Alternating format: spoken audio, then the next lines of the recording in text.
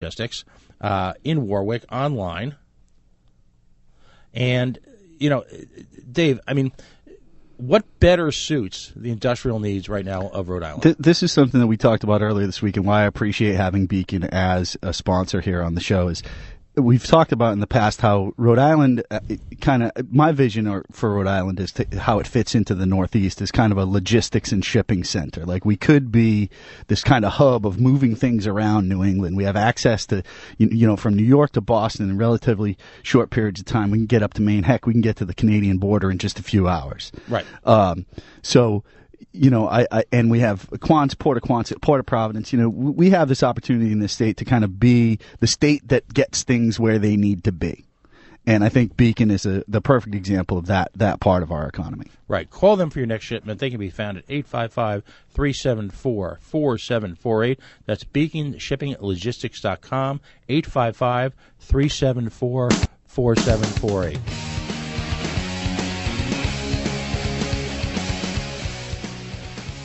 And we are back, Coalition Radio at facebook.com/Coalition Radio and coalitionradio.us, where you can find our newer, brighter brights, wetter whites, sophisticated blog page brought to you by our internet leader and guru, one David Fisher. Oh, and more upgrades coming up. Upgrades coming up. Facebook comments. Going to have a sexy new look for 2015. Absolutely. Joining us today, we are honored to have Scott Gibbs. He's the president of the Economic Development Foundation of Rhode Island. A little bit of background on Mr. Gibbs, a graduate of Wabash College. He's got a master's in regional planning, a MBA from UMass Suffolk. Really a hands-on perspective over a number of years of actually physically bringing to fruit projects that actually employ Rhode Islanders. Scott, welcome to the show. Thank you.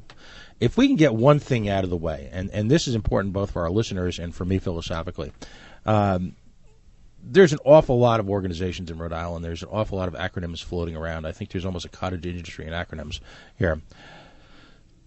Differentiate, if you will, the mission and the actual day-to-day functionality of the Economic Development Foundation of Rhode Island and, of course, our late-lamented EDC, now known as the Commerce Corporation.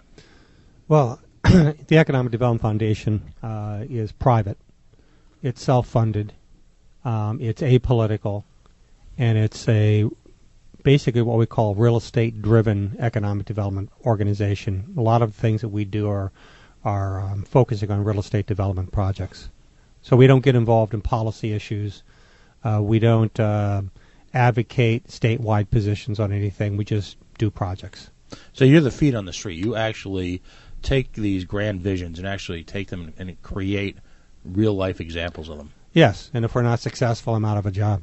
Well, your most recent example here in the state is the tech incubator down in Newport. Can you tell us a little bit about that project? That's a new project that we're partnering with the city of Newport and the Newport County Chamber of Commerce. We're taking a vacant school on Broadway Street, and we're redeveloping it as it's really an incubator, co-work space, and some office space.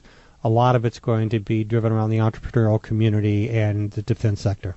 Right. So in terms of looking at Newport, you're not just resting on the laurels of it as an entertainment center, as a destination tourism. You're actually looking at some of the more fundamentals and saying, okay, there's a tech sector out there that's actually very strong in Newport. That's in a sense a spin-off of government activity out there. What can we do to provide facilities for it, and how can we actually profit from said effort? That's correct. And also drive innovation at the same time. I mean, that's a big... Well, I think one thing, there are two things that economic developers don't do. They don't create jobs, one, and two is we don't drive innovation. Entrepreneurs and businesses create jobs and drive innovation. We're just basically trying to create a home base that nurtures them and allows them to grow, and by effectively trying to channel, information resources, technical resources to them and just getting out of their way. You folks manage some of the most successful projects here in the state. I mean, if I were to look at two organizations that, to the public eye, are successful, the Quonset folks and you folks really are bright spots in the economic picture here in the state. Talk to us about, I'll call it the genesis, the gestation, and the subsequent evolution of our project. And maybe you can use the Highland Park? Yes. Up in Cumberland and / Woonsocket as an example? How does that start, and how do we bring that to fruition? Well, it actually starts at a staff level. We have a strategy. We have a policy of embracing real estate-based economic development projects as a way to create jobs. So my job is to propose ideas, initiatives to the board, my board of directors.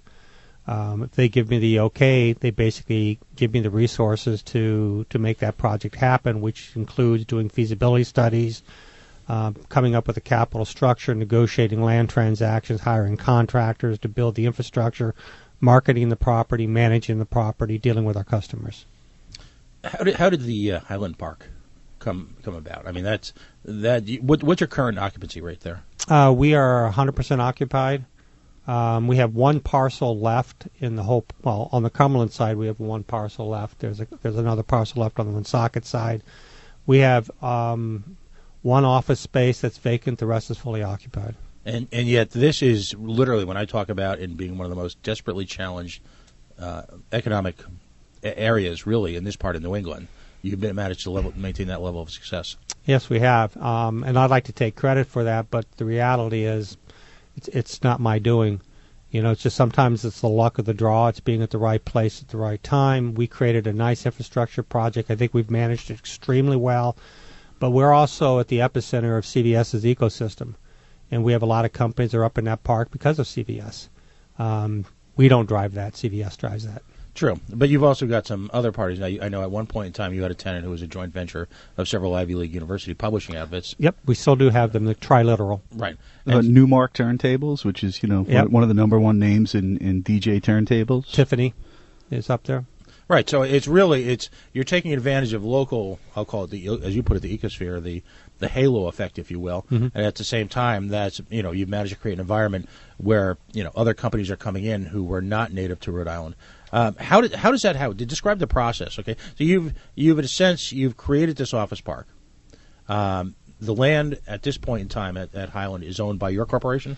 Well, we sell off the land to individual users, okay. Yes. All right, so then you spin off the land. You're involved in the construction of the process? We invest in all the infrastructure and do the construction on that, but we do not build the buildings for the end users. We do own, our organization owns 70,000 square feet of space that we build up there on spec, but the rest of the buildings are owned and developed by individual companies. So in a sense, you're privatizing profit and privatizing risk. Yes. Sounds perfect. But with that being said, I think it's important to note that the investment in Highland, the second stage of Highland, the private capital that we used had a state insurance on it. It was through the Industrial Recreational Building Authority. Without that, we would have not gotten the private capital. Well, that brings me to my next question. What, in your mind, as a successful entrepreneur within this space, within the economic development space, what in your mind is the proper role of government? Where do they fill in the gaps? Where do they get in the way? Well, that's a really good question, and I think it's at the heart of the conversation, or should be at the heart of the conversation about economic development, not just in Rhode Island but everywhere. Mm-hmm.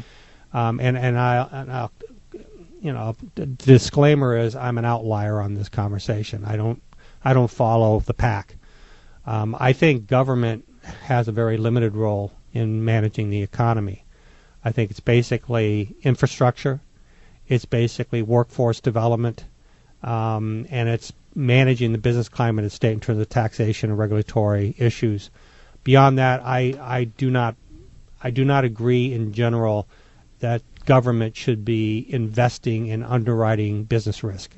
I don't think they're capable of doing it. One, and two is, in this economy that we're in now that's not going to go away, it's too volatile. It changes every second. Those are not risks that I believe the taxpayer should be underwriting.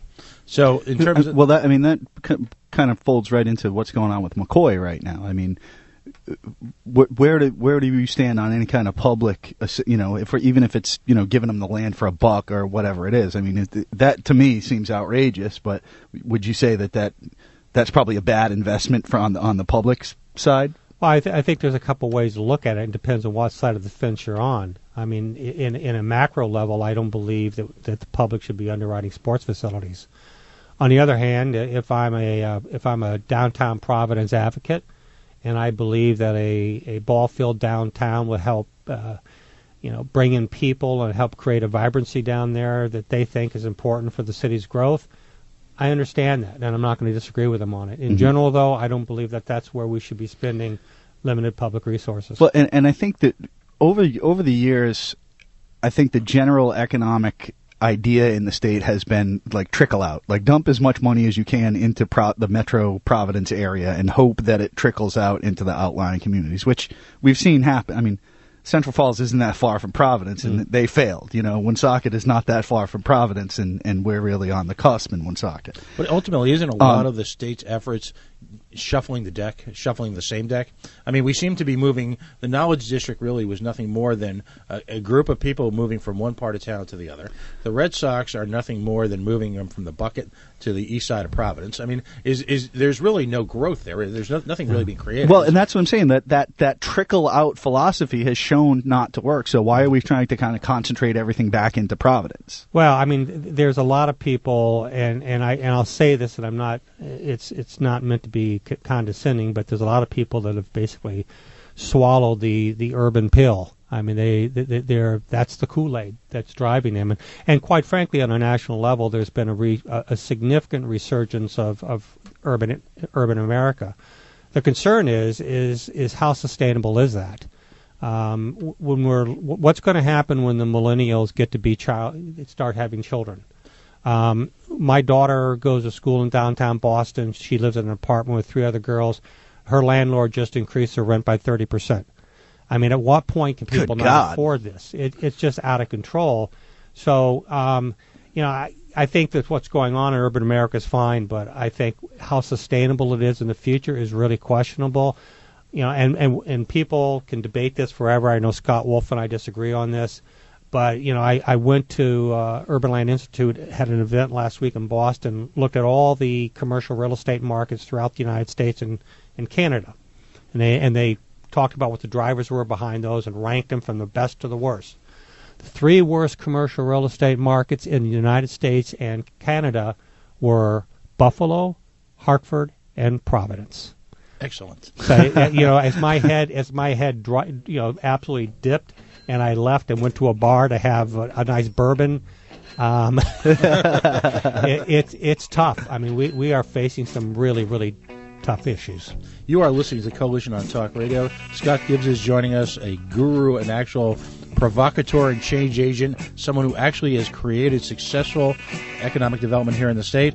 Coalition_radio on the Mighty Mighty Twitter, coalitionradio.us. You're listening to AM 790, your source for news, sports, and New York Yankees baseball. We'll be right back. Please stay with us. Tune in every Tuesday to the Cigar Club with host Joe Hozempa. Joe will talk about premium cigars, cigar accessories, and discuss the culture and lifestyle of the cigar lover. Plus, Joe will talk to owners, vendors, and creators that master the perfect blend of cigars. Passion can be the centerpiece of life's memorable moments.